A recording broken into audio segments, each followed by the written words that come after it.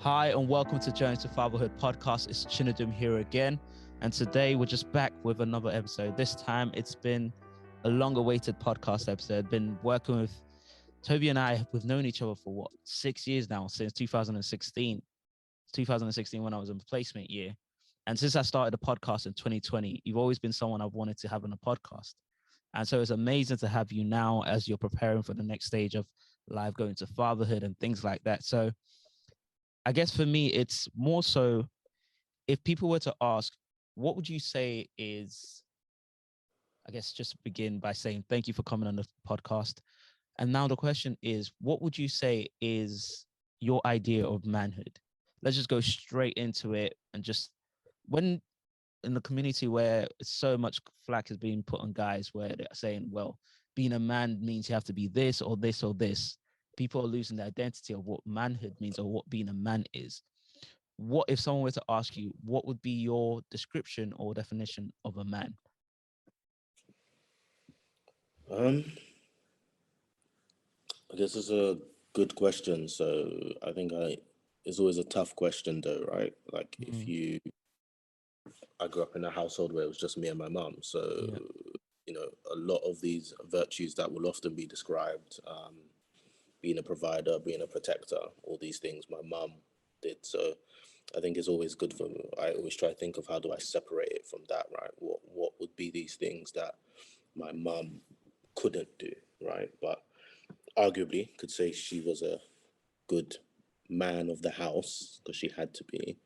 Mm, But yeah, I think I'm a Christian, so it's always going to come from that perspective. But to lead, to protect, to provide, spiritually and physically. Spiritually, I think is probably more important as a Christian, because the other things, I guess, don't are not necessarily required if you're not. But yeah, I guess there's virtues as a man. I guess it's righteousness, godliness, faith, love, steadfastness, and gentleness, that I would define. But I guess it all comes down to in a family, in a household, okay. in society. If someone has to go without to get the mission done, then it's the man. I think there's a focus. I think there's a lead. Yeah. I think there is someone who the man directs which way things should and can go. Um, and the man's ultimate focus and goal should be to lead everyone to that end goal and mission, right? And if anyone has to sacrifice, and everyone takes part of that in that, but I guess specifically for the man, if anyone needs to sacrifice to get to that end goal, then it should be the man. I think that's the differentiating factor, at least the man first. Okay. Now, what about the concept of a man without outside the concept of family? So, because I a lot of think people can come back and say that. So, what would mm, you say a man is in all of its generality beyond just family concepts? I think it's the same thing. I think it's the Oh same yeah. thing in society. I think it's the same thing within church. I think it's the same thing in every situation you find, right? Mm, Being a leader, not the person at the top of the pyramid. A leader is someone who knows how to um, move a vision and a mission forward at the end of the day. Um, and I think you can have multiple people doing that. But I think that's a man's role. Family, no family, but you're going to be part of some form of community, part of some form of society, in one way, shape, or another. Even if it's just your workplace, I think um, doing your job and doing your job well and faithfully, um, I think that's part of it. Again, it's different because arguably a woman should be able to do these things as well. So we can get to the biologicals of things, and that's probably where the main differentiator is. But yeah. I'm guessing that's probably not where you want to go down Listen, today because it's a long one. We got a lot of pitchforks ready for that one. But I think for me, it's interesting you mentioned that because I guess many people, I'm really trying to avoid it. But I guess people can always come down to the fact that, well, a woman can do all those things and all those things. And you mentioned something interesting, the way you phrased it, where you said your mom, you kind of grew up single parenthood, but your mom kind of had to take that role. Mhm. to those that are turning around and say, well, a woman can do all of these things, do you think that that concept of making it a normality for people that have the choice, for people that decide, okay, well, I don't want to do this, let me just do it myself and be the man of the house, do you think making people pushing that as a normality is what's causing a breakdown in what we now see as what a man is in today's day? Um, I guess based on how I've grown up, it's going to be very difficult for me to say women Yeah, shouldn't do those things, right? I'm very much an advocate that women can do those things. absolutely. I don't think women are any lesser than, right. No. Should women do these things is a different conversation, right? So you're Prefix. speaking specifically in the home. Um, if you're talking specifically in the home, there's many roles to be done. I don't think you can say, Yeah. whoever brings home the most money has the most important role. There's many roles to be done, and I think at least the way I see it, it's a team effort. Team gets the job done. Okay. You know, there was a point where when I got married, my wife was earning more than me. When while we were engaged, she was earning 5 times more than me. Um, but at the end of the day, that doesn't say that I'm less of a man because I am less of a provider, and that's why with those kind of definitions, I challenge them, right? Because anything can happen. Mm. But regardless, um, my job and my duty is still to make decisions, to lead, to say this is the direction we're going, and this is how we're going to get there. I think that's the big differentiator in my home as a Christian household. Could my mum do that? Yeah. Did she do it? Yeah, but she did it in absence of someone else being there, who should have done that. Yeah. Again, within the context of a Christian household. Okay. Okay. So now we kind of have this idea of it. Let's take it back to those that the young boys, the 5 year olds, the 10 year olds, the teenagers, and coming up to the young adults.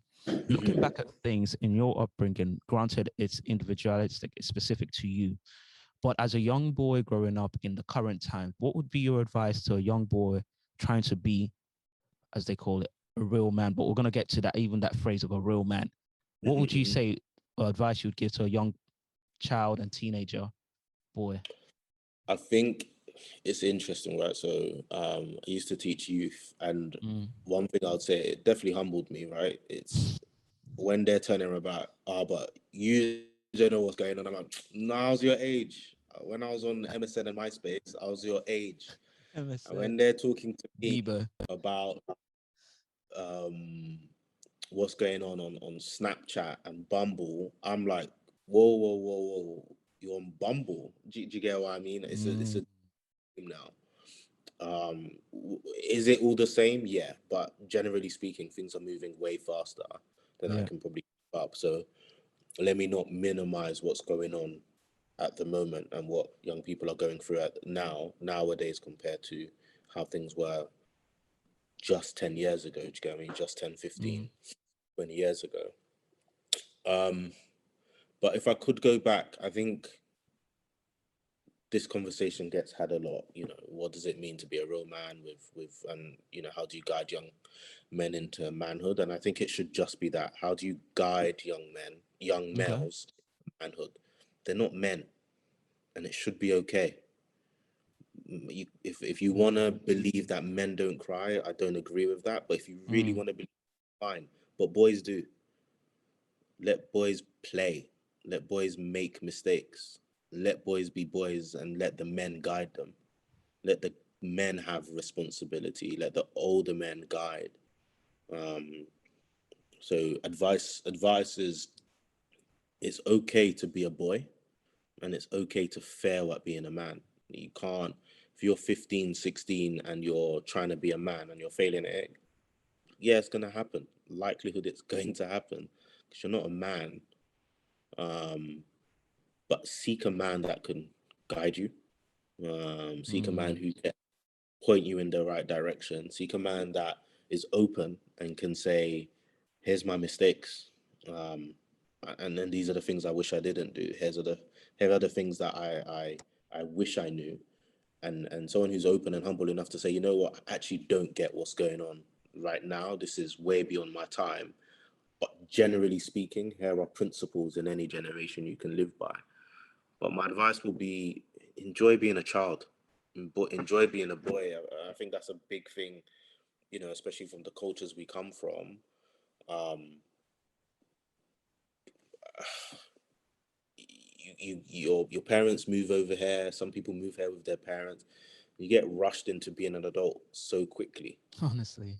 But I think it's now my big thing will be enjoy being a child, man. Enjoy making your mistakes. It's okay. Um, be a boy. Simple as be a boy. Go school, have fun, play your games, do what you need to do. Um, but focusing on how you're gonna get your six-figure job, how you're gonna pay bills, all this stuff. Don't focus on it unless it's absolutely necessary because of the situation of where you're in or the environment of you're in. Yeah. But that would be my thing. And granted, people come from different backgrounds, different circumstances with different responsibilities. But where you can, if you're a boy, be a boy.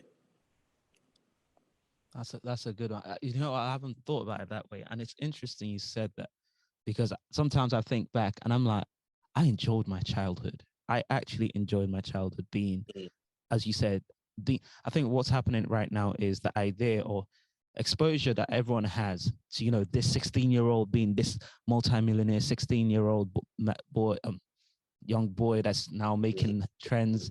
Social media now makes it almost a requirement because you have access to all this information. At a mm. certain age, you need to now become a 50-year-old man in a 10-year-old's body, a 60-year-old man in a 16-year-old body, in terms of achievements and things like that. When I go Yeah, back, yeah, but I 100% stand on that, right? So, like I said, circumstances dictate a lot. So, as a mm, child, I probably had way more responsibility and faced a lot more things than I probably had to. At the same time, when I was year four, year five, I could sit down, I could eat my crisps, probably calling them crips at the time, Crips, in watch Dragon Ball Z, and hi, with no care in the world, right? yeah, What's the worst that's gonna happen? I don't do my homework. Okay, those are the things I enjoyed. Do you get what I mean? mm, Not 10 years old and I'm watching this 11-year-old YouTuber um, build his crypto portfolio and I'm a failure because I don't have mine. Do you get what I mean? My job at that age was to watch Dragon Ball Z. That was my job, to enjoy, to relax, to be raised. That's I, I as a young child, I don't think I should have been my own responsibility. And when oh, you're talking about what okay, the role of a man is, responsibility is a big thing. And so if that is the situation, then my big thing is father or male figures. Where are they in that little boy's life? Do you get what I mean? Rather than I just don't. Yeah, maybe it was just a question, but I just don't think how does a young boy become a man should be a question a young boy has to think about so young until they're ready. And 16, 17, again, comes down to family and circumstance, but be a boy as long as they need to be a boy for. okay, I hear that.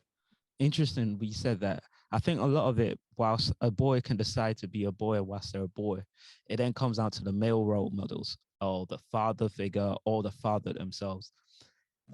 I think what's happening right now is, people are seeing, oh, I wish I knew this when I was growing up. So I'm gonna make sure my kids start from early, learn about Yeah, trading, learn about crypto. yeah, Like I won't even be surprised if there's an 11-year-old boy that has a cryptocurrency account in a yeah, few yeah, months. yeah. So it's one of those things where I think sometimes what's happened is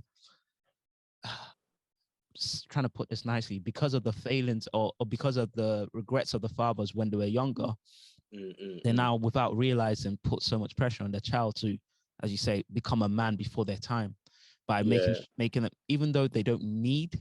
based on the circumstance, they're okay, but they're almost being geared into doing all these grown-up stuff so that they can be generational wealth and all of those things. Yeah. What do you say to that? Because some can say, well, they're setting their children up better off than they were. Mm. I don't think there's anything wrong with that. Do you get what I mean? There's no way I have kids and not help, push, and hope they do better than me, Yeah. but not at the expense of their childhood.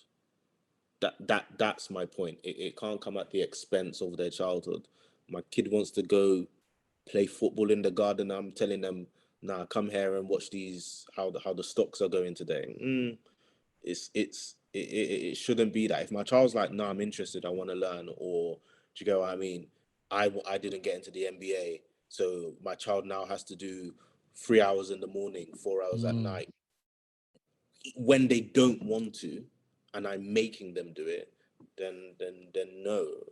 My job should be to guide and to watch, and I think inevitably, speaking for myself, I think inevitably I'll end up pushing my child into becoming who I wanted to be. And I can completely miss who my child should be. If I Ooh. was who my parents wanted to me, I would have gone into and failed and hated doing medicine, probably. Um, Now I'm doing something and beyond even job and career, and doing things and being a person beyond who my parents even, or beyond things that my parents could even imagine, jobs they didn't exist at the time. Um, Being, leading, becoming someone beyond they even knew was capable, and that's why Mm. I think it's something I think about often, right? Yeah, I do have hopes and aspirations for my kids, Yeah. but I also have to be aware I don't know everything. Mm. So very easily, I can be like, oh, I want my kids to get into tech and be a software engineer because them salaries there. And then they become a software engineer, and then that becomes a normal salary then. And then there's a job that doesn't even exist. I didn't even know about. My kids have a gift, or they're supposed to be in ministry full time. And I've said, nah, you're doing this job. Do you get what I mean? Yeah. And I think it's my jobs to be a guide, to lead alongside them, not necessarily to tell them what to do in every aspect of it. Obviously, as a parent, yeah, you tell your kids what to do, it's the standard, but um, it can't be with selfish aspiration. I hear that, and it's amazing that you made that point. We've covered a bit of it. Mm, The issue of men or fathers trying to live out their regrets. Oh, I didn't make it to the NBA, like you briefly pointed. Now you have to that's make. painful, by the way. It's not a small thing. I Listen, was you ain't the five only foot. one. I was 5'6" trying to get to 6'6". Toby, I'm telling you, listen, I don't, I didn't even know we were the same height. I was 5'6" trying to make it to the NBA. And it's interesting. We really have the same story. But for me, it's like, when I think about it, it's like, I spent years and years waking up early, training, Mm, mm, was traveling sixth form. I was going all the way to Brumley when I was living in Thamesmead. So mm, I put in time, hoping to get that break. And sometimes I've often wondered, I know I'll definitely want my kids to get into sports because, of mm, course, I guess anyone can say, the health benefits and all of those things. mm, mm, But I often wonder, am I going to be the guy that will steer my kids? I don't want to make them do anything, but I think it's one of those things. Sometimes we don't even realize we're making people be like us without doing it. mm, So to that concern, of course, we know you shouldn't force your kids to do anything just because you didn't get to do it. How would you say for those people that have already done that? Let's say even beyond just sports, we have, let's be honest now, we have men that are pastors or men that are teachers that have mm, forced their, not, that have kind of steered their kids toward that area. mm, And as a result of that, we see eventually sometimes there's a disconnect where there's no relationship because mm, they were doing it just because dad said so. mm. For those people that are about to do that, what would be your key take in terms of helping them instill the right values and also not bending a child to their will? completely? And also for those that have already made a mistake, how can they fix that?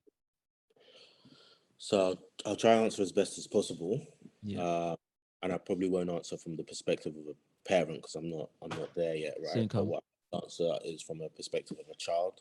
Yeah. I'd answer from the perspective of someone who's worked with young people for a while, Mm. uh, then just from a biblical perspective as best as possible, right? So looking at it that way,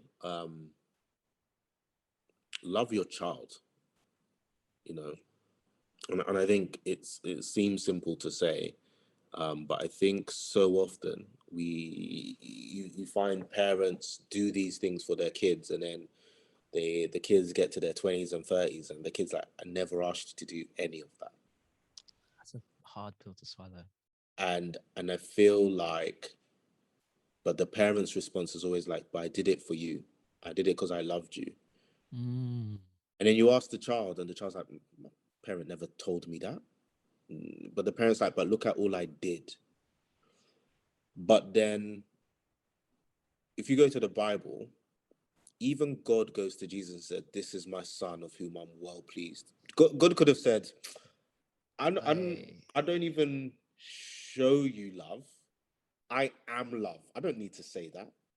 But even God can say, this is my son of who I am well, well please. pleased.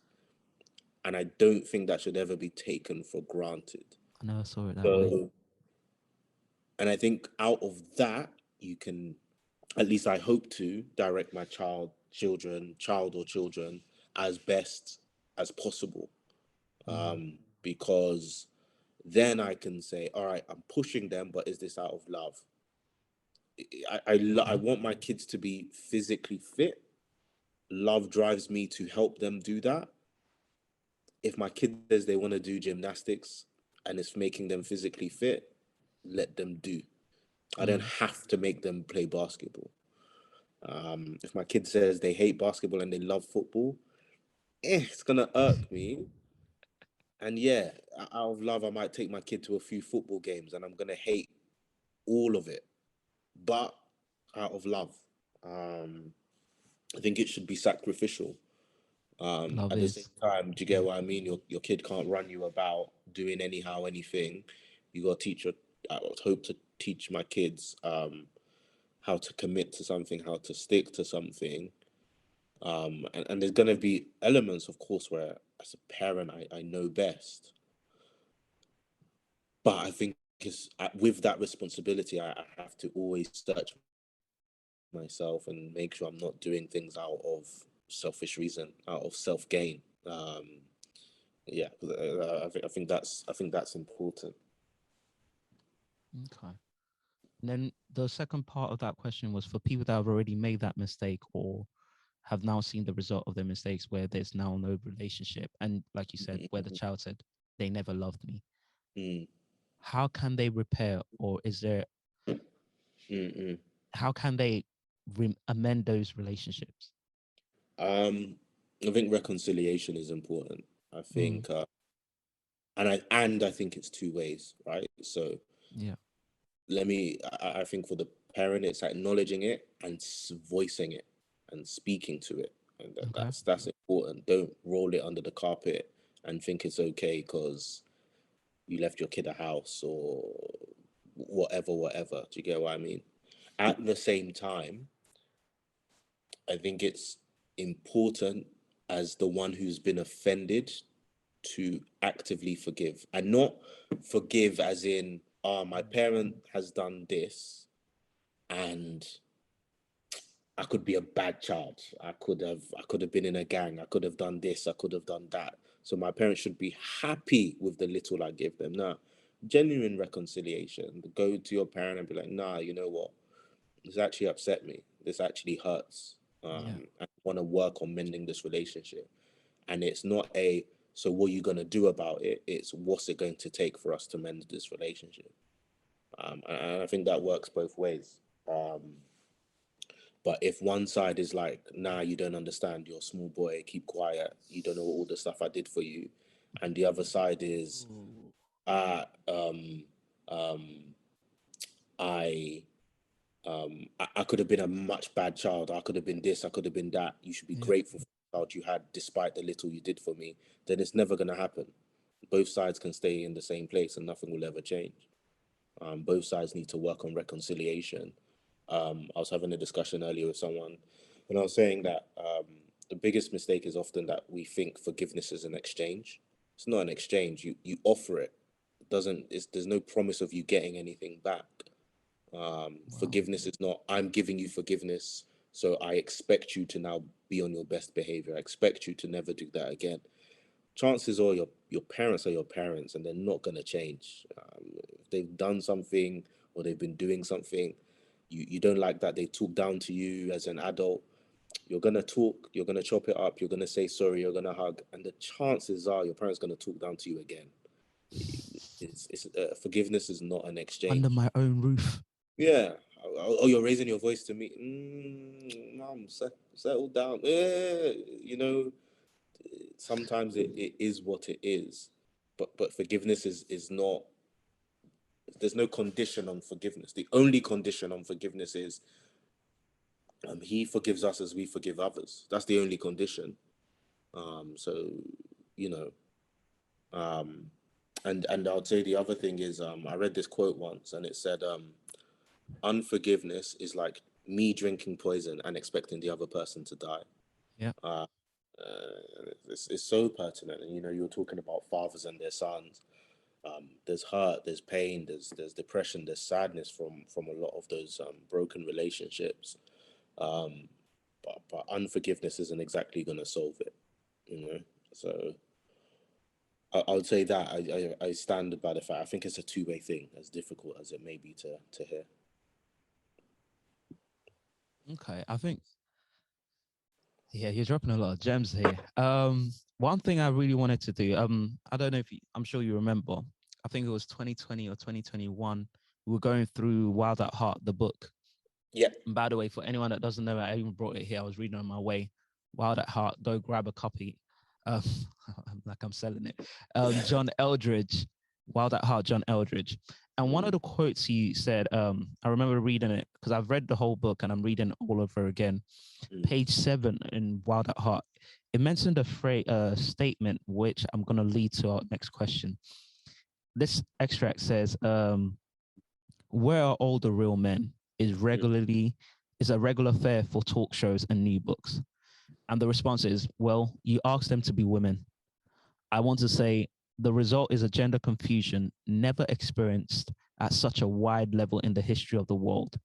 How can a man know he is one when his highest aim is minding his manners? And this opens up a casket of all questions. Nice Yeah. guys, good guys, dangerous guys, bad guys, which one? Toxicity, what is it? So to that question, it's almost turning it to you now.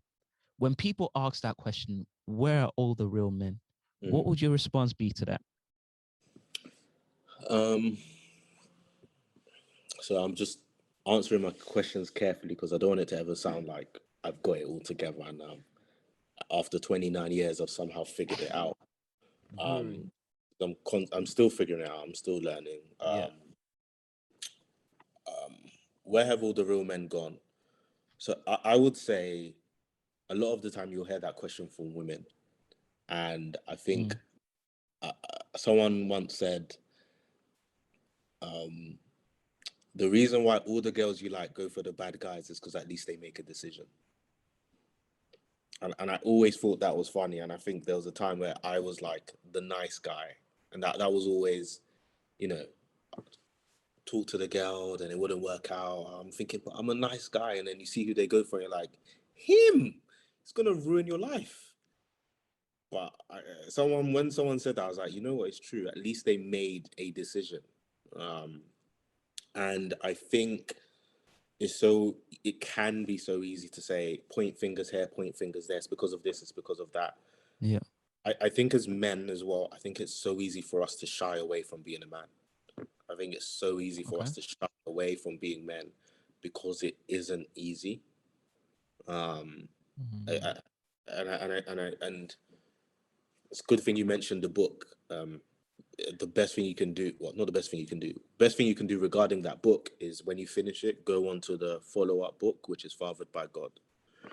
And the opening of it, to ruin it, it talks about a scene where a man is trying to repair something and he keeps getting frustrated over and over and over and over again.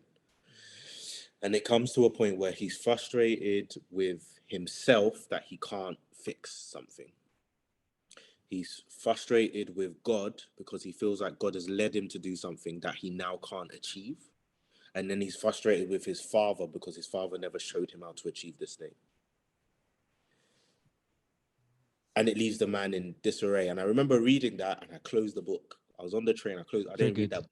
But yeah, I was like, triggered. this is, I can't read that and keep reading. But it really made me think. And I think that was a big turning point for me because I was like, you know what? I shy away from making mistakes. And that's why I was saying earlier that my mum did a lot that people, the man providing, doing this, doing that. But but the reason why I was talking about the salary thing and why it was so important is because being a man I don't personally don't think that being a man cannot be measured by execution. What's my options? So let's use salary as an example in marriage, right? Okay. What if I don't earn as much as my wife? What are my two options? Either I now dedicate my life to chasing money, or I tell my wife why don't earn more than me. But that doesn't make me a leader when it comes to the finances of the home. No. But leading and stepping up as a man is, all right, this is the direction we need to go. This is how we are going to get there. Again, not strictly based on marriage or family. It could be society, community, church. And I think that fear of even once you, I think that fear of, well, I'm leading whether I like it or not. Okay. And I can lead people into the wrong direction. I can do wrong by people. I mistake. Or people are trusting me with their lives, with their careers. People are trusting me spiritually to lead them. What if I mess up? The easiest thing to do is to say, you know what, let me not do it at all, shy away, and at least I didn't make a mistake. So you see, when we read the parable of the talents, the guy didn't squander the money. He buried it. He didn't use it. He buried it. What was the response? Wicked and lazy servant. I think that bit that you just read is the same call out. It's wicked and lazy servant. You were supposed to serve. You didn't serve. You took the safe option. You were wrong because you didn't at least try. What did the master come and say? He said, I didn't expect you to double the money like everyone else. At least put it in the bank so it could have got me a bit, that 1%, 2% interest at least. And I think that is the big thing, at least that I observe. It's the fear of trying. It's the fear of failing, because inevitably it leads to, if I fail, I don't even think it's if I fail, I'm going to be embarrassed. Yeah. If I fail, someone's going to hold me account to this, and I'm going to have to be vulnerable.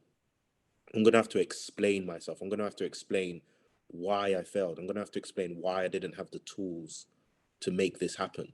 I have to explain why I was incapable of doing what was expected of me. I think that's what we shy away from. I think that's where the real men have gone. I look up to men that tried and failed and tried again, not because of what they've achieved. I admire their vision. I admire their ability to see and move towards that thing. Yeah. Way before they've even got there, if they've even got there. You talk about this generational thing. How big is it if you're going to be able to see it? I'm talking, if you're saying, I want my family to be in this place, doing this, serving in this way, 5, 6, 7 generations, and I'm putting in the work to do that now, that's that's something I can really admire. But it's a tough one, because on the flip side, what if your family doesn't get there?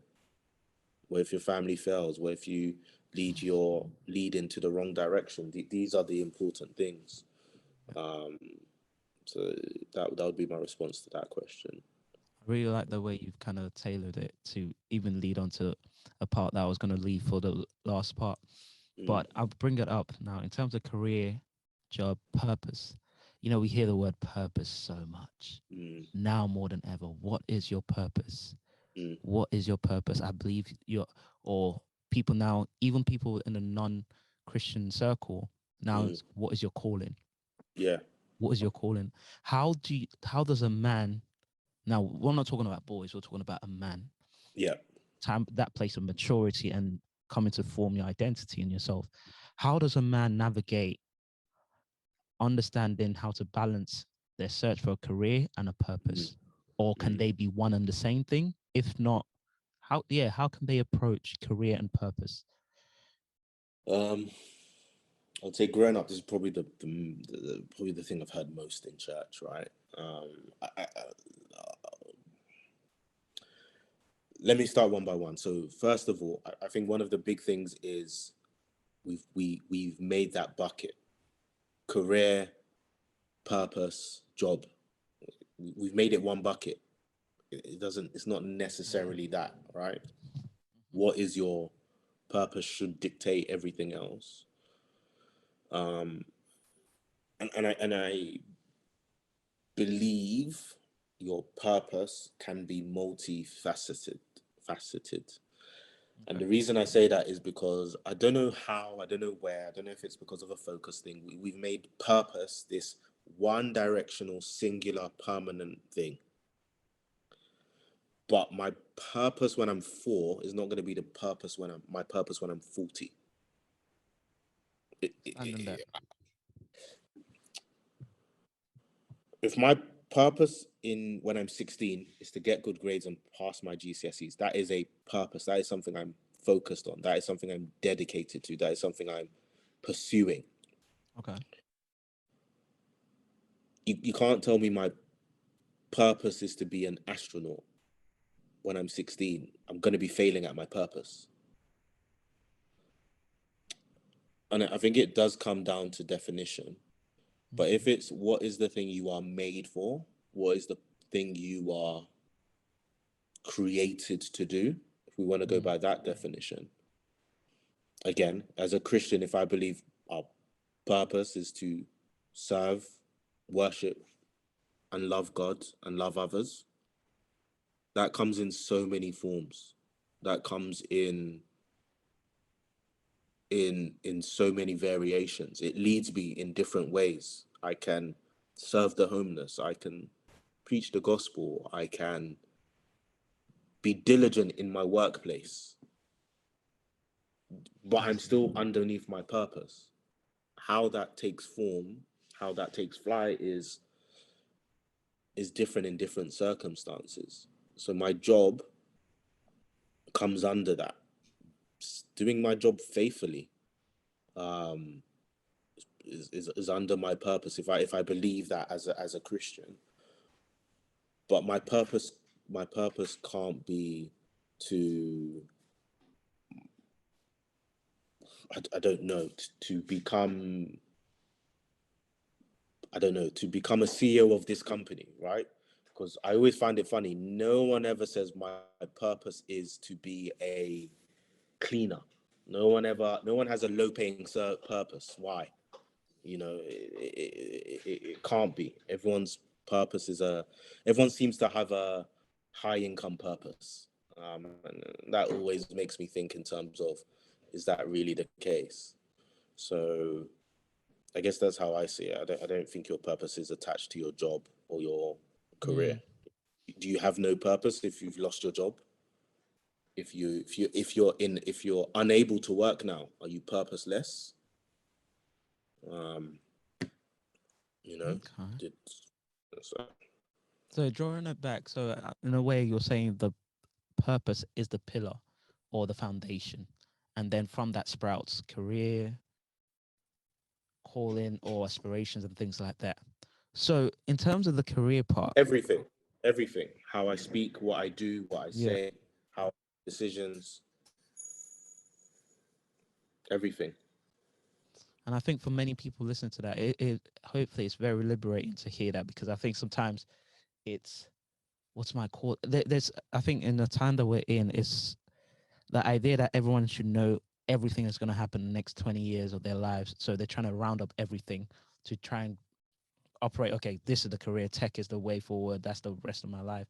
And it's important for people to go back to the very core of it. And for me, I say unapologetically, that's why it's good to have a relationship with God. Like there's nothing that brings more foundation than that, where your purpose is defined already. Going now, because of, just to cover a few things, wanted to touch upon relationships. um we've had years of conversation on this topic, bouncing ideas from you and just helping me in that journey as well. And having seen you from 2016 to now being married, almost coming to a year, and now expecting a child soon, what would you say you've learned before? What did you say you learned over the years that then got you to the decision? Okay, my now wife, she's the one I wanted to marry. Mm. How I did you think it's come to a, that stage? I think it's a really good question. So is the question, why did I want to marry this person that is my wife, or is the Yeah. question, why did I get married? So Still it's different. a two-part question, because people date, have multiple relationships, different times, and Mhm. then they now decide, okay, this is who I want to marry. I'm Yeah, ready to marry, and this is who I want to marry. So a two-tangent question. yeah. So I think it's first important for me to make it clear that I didn't. It wasn't like a one and done thing. Like this wasn't my first relationship, and then I got married, and then we all lived, happily ever after. Mm. I had a few relationships before I married who I married. Um, and I think it's important to say, because I think there often feels like there's this feeling or misconception that this relationship didn't work out because I'm not ready to be married. I don't Okay. necessarily think that. I think it takes two people. Mm. Um, and I could say I was in relationships where one person was ready to be married and I wasn't, and other relationships where it was vice versa. Um, I guess people often talk about their list. I didn't have a list per se, but I could go into the Bible, and I think we often talk about Proverbs 31 um, as kind of like our benchmark, and girls Making them will say, faithful. I want Yeah. Bible knowledge now, a First Timothy 6:11 man, or a Titus 2 man, Oh, they're and bold guys. yeah, that's you don't want your ex-husband to die. Allow that one.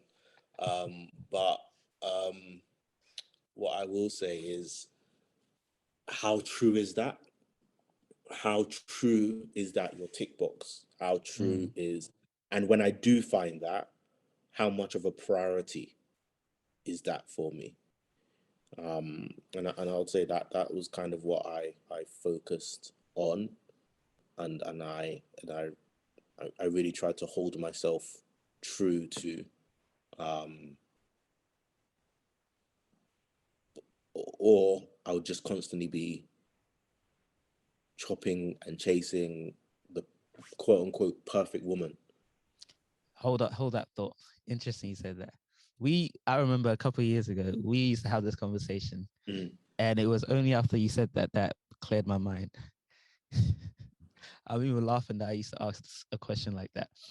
But the concept of the one, the one, the Mm. one, the one. Mm.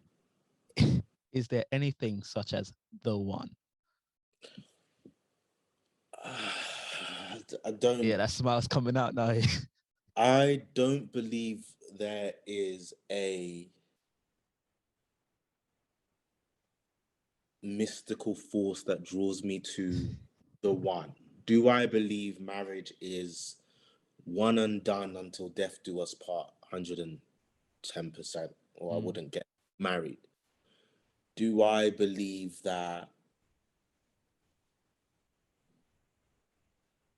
I'm on the train, another girl's on the train, I look left, she Locked. looks right, we lock eyes, my heart screams out to me, that's the one. Melodies. Heart screams, that's the one. I run up to her, she runs up to me, we look each other in the eyes and say, I've been looking for you, I found you, you are the one my heart longs for. Saw you in my dreams. I don't think that's definitely not my story, and it could be someone else's. Yeah. But I think it's the exception and not the norm. I think it takes work. Mm.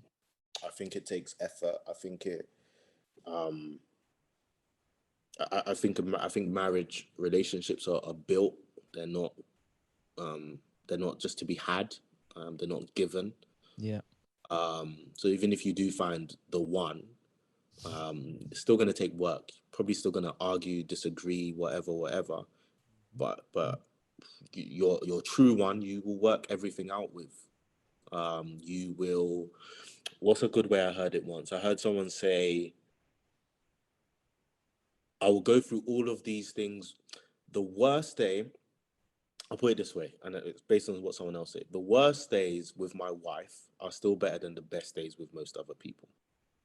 That's the bottom line. I would still rather be have an argument with my wife, and we are married, and I'm arguing with her as my wife, than the best days with some of my mates. Not gonna lie, do you get what I mean? That's how I see it.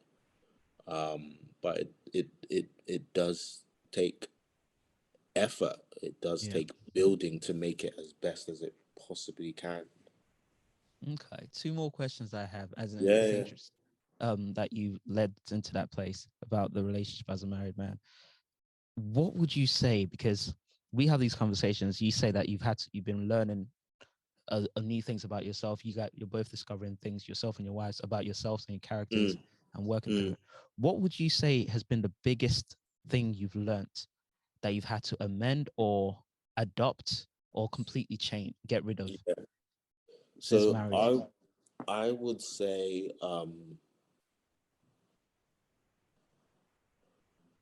really sacrificially loving someone. And it sounds bigger than it is when you say it like that, right? Okay. But the reason I'll say that is because, so to your previous question, right? If I'm in pursuit of someone, Yeah. accepting I'm in pursuit of a imperfect person, no matter who it is, how perfect they are on the surface, I'm in pursuit of an imperfect person. So the fact of the matter is, until I got married, I thought, you could. If someone said, "Are you a patient person?" I'm gonna be like, "Look, I don't want to brag, but patience, Is your middle yeah, name? that's something I've got Yeah, down." right. The reality is, I was just good at walking away. I was the king of, yeah, I Ooh. can't bother conversation. I'm off. Now, if I can't bother to have this conversation, I'm off. I have to pass this person that I live with 6 times, jump in the same bed, sit down at the same breakfast table, jump in the same car. That's a Uh, reality. so these are the things where I think it almost puts it's like a magnifying glass on your own life. And I Mm. think it's still ongoing, right? So I'll be honest, I'm answering this question a bit light because I always said I didn't want to be that guy after 1 year talking like I'm a marriage expert. I don't know. Is going to be the answer to a lot of these questions. I can only say what I'm learning in the moment, Yeah. but in the moment, it is day by day learning, like how to quickly forgive, how to quickly resolve, how to Mm. carry on in our relationship even if we are not on the same page. How do I love her when I, through my eyes, she's not deserving of my love? How does she submit even when I'm not being a person you'd want to submit to? I think these are the things, right? I think at the moment, I think right now, if you were to ask me, I'm in a place of learning the power of choice. And I think so Okay. often as Christians, we can cast so much down to God is sovereign, which is true. Um, whatever will be, will be. Whatever these stuff to an extent is true. Um, but if I don't turn over to my wife and say, I'm sorry, whatever will be means nothing. Mm. Do you get what I mean? I'm really learning the power of choice in these situations. Is what I'm about to say or do lead to an argument? Am I putting my wife in a position where she could sin in anger because of what I'm about to do or say? Yeah. Am I sitting here in pride, even though something's happened, and I know I'm right, 100% I'm right, but in my rightness, I've said something the wrong way. Yeah. Then I should still be it doesn't prevent me from being the first to say sorry. But Okay. I also have the choice to be like, no, I'm right. I don't have to say sorry. You say sorry. When you say sorry, then we can go back to being normal. That's a choice too. But we have choices. We have choices, and often in marriage, you have to make choices and decisions that you don't particularly like. So that's what I'd say I'm learning it at this point in time. Not to say I'm figuring it out, but I'd say that's the module I'm doing at the moment. I like the module I'm doing. That's a whole essay there. But no, I like that, and I appreciate the honesty and transparency. The patience one is very interesting. I think what people tend to realize when they get married is that you can't say, "I'm mad at you. I'm going back to my house," because Mm, you're in the same house. And you put it very well. You're gonna be there. It's either make a choice to resolve it. Now that takes me on to the next step. You know, I always look at it this way, even though it's not a set equation: boy, man, husband, father. I seem to think that sometimes it comes around those stages, but it's not preferably, definitive. yeah. Huh? Preferably in that order, but yeah, I hear you. Yeah, yeah, preferably in that order. Let's hope so. Mm, Now you're going on to the next stage of fatherhood, mm. and there are two questions I want to ask. What are you looking towards the most, and what are you looking forward to the most, and what is one area that you're having to work at preparing for? Yeah, yeah, yeah. Um,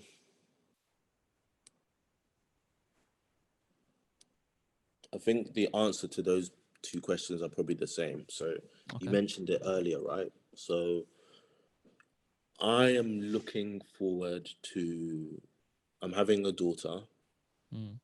and I think I always my biggest thing with getting into a relationship was my only frame of reference was do everything my dad didn't do, and then I'll be the perfect Mm. man, right? Sorry. So that was always my frame of reference. And if anything didn't go perfectly, if I wasn't perfect, if she wasn't perfect, then I'd be like, no, I'm out because this has to be perfect. It has to be. Mm. There's nothing that can be wrong in this situation. I can't spot a single fault, or I might end up like my dad, right? So in that, I always, and I didn't realize it until the doctor, midwife person said, you're having a girl. And it hit me instantly. I wasn't sad. I wasn't like, oh Mm. no, I was hoping I was having a boy. I always just assumed I was having a boy because I always thought I was going to be the father to the son that I didn't have. And I Oof. didn't realize it until I was having a girl. Regardless, I'm most excited about really making the effort to be a dad and figuring out what that Well looks said. like. And though I may never have seen it for myself, I get to learn on the job and be it. And that's why I'm looking forward to the most and being quite open about that, being quite leaning on other people to guide Yeah. me through that. learning more stuff about myself that maybe marriage alone can't teach me, or I can't learn as I've in the same way I've learned about marriage. Let me not make marriage sound like the ultimate teacher. I'm looking forward to learning about my relationship with God. I think I struggled for a lot of years of God as a father, for years, and I think that that's something I'm looking forward to. I'm looking, not necessarily looking forward to it, but learning who I become out of the mistakes. I think that's something it's inevitable, right? I'm not going to be perfect. I'm going to make mistakes at some point. Learning through that and dealing with that in myself. I'm not going to believe that that's something I've got down, right? I'm going to mess up on a dad and it's probably going to hit me. It's going to hit me hard. Like, yeah, you planned your whole life around being this perfect dad, and now I have to come to the reality that I'm not. But I am looking forward to that. I think, used the word earlier, I think it'll be probably one of the most liberating days of my life. But for right now, I can say it's probably quite a pretty strong hold. But I'd say it's similar as to, it's in the same vein as what I'm wary of. And that is, it's a minute left. Do you want to? Yeah. Cool. I'll hold that thought. That's very strange. I'm tempted to carry on, but I don't want to risk it. Let me end this and bring another one. All right. I thought it was like if it was more than 3 people, but yeah, it should be okay. Should we carry on? Yeah. Okay. So yeah, if you could just go back a few seconds ago. Yeah. So, and then you said, what am I not looking forward to, or what are you? What is it that you're preparing yourself to deal with, or yeah, to yeah, address? yeah. So I think it's that not being the perfect dad. When I say that out loud, it sounds like that cop out answer when you're on a job interview. What are you not good at? And then you say organized, or I'm too good at my job. That's not what I'm saying. I was trying to lay the groundwork of where it comes from. So I don't have a frame of reference for a father in the home. So my frame of reference is be everything he wasn't, and then you'll be a good dad. And I was saying that it's not a good reference point. Doing the opposite of everything that went wrong is not good. And so I was saying that's going to be my biggest challenge, is coming to accept and face the fact that I'm not going to be this perfect dad that I always wanted. Yeah. I think it's going to be the biggest thing. I'm going to make mistakes, but I said that what comes with that is also making sure that the kids and my wife don't walk around on eggshells trying to be perfect, have everything right. I want there to be grace. I want them to be freedom, to be like, yeah, I didn't get things wrong, or I didn't get an A on the test, I got a B, or whatever it is. But I was saying that it comes from me. I need to be able to put my hands up and say, look, I've made a mistake, or I didn't go about this the wrong way. I'm sorry. That's where it comes from. And these are the things I was saying earlier about, what makes a good man. I think these are the things. We're going in this direction. This is how we're going to get there. How does everyone want to contribute? Because this is not a dictatorship. Whoop, guys, look, it looks like we've started making progress and I got it wrong. This is not the right direction. Let's figure it out. But I got it wrong. I'm sorry. Honestly, I think that's the courage to accept when you're right, when you're wrong, and when you need help. Those are the 3 things I think. When you're wrong and when you need help, those are very important areas. So we're going to go through 5 questions just to wrap it up. 5 questions coming at you. You don't think about it, just first thing that comes to mind. You ready? Yeah, I can go for it. This is the job interview part of it, yeah? First question. Let me just make sure that. Okay. First question, favorite color? Very mundane. Black. Second Black. question, favorite meal? Don't think too much. It's too difficult. I love food, all manner of foods. That ain't an answer, G. Favorite meal. Don't combine everything and call it a meal. Favorite dish. Favorite dish. I'm gonna mess it up the name, but my wife makes a good cashew e pepe. You'll have to research that one. Catch Yeah. Third question. Best place Oh you'd wait, like go back. It's suya. It's suya. Let me not lie. It's suya. Dodo gizzard. I'll stop there. Dodo You just gizzard. switched 3 times. Yeah, Third question. What is your ideal place to live in if you were a city or an area that you'd like to live in? Any quiet place near London. Any quiet place near London. Where's your dream holiday setting? A cruise between Spain and Portugal. And what makes Tobi a man? Being able to say I'm still working on it. Ooh, like it. The first 4 were just they were just on the side. The last one was the best one. And honestly, with that being said, I appreciate you for coming on here, sharing so much. There's a lot of big messages in the conversation we've had. And I'm looking forward to hearing the response and seeing how people receive this, but more so just people that will take this in and find out and realize that, like you said, working and knowing that you're not at the perfect stage. You can never be perfect, but owning up to that in terms of what manhood means, fatherhood means, and a whole journey in between as well. But with that, thank you so much for coming on, man. I'm glad that we can have these are conversations we have in our private times, but I'm happy that we could share a snippet of it to the world, because these are big conversations, big questions we've answered here today. So thanks for that, man. Really appreciate it coming on. No worries at all, anytime.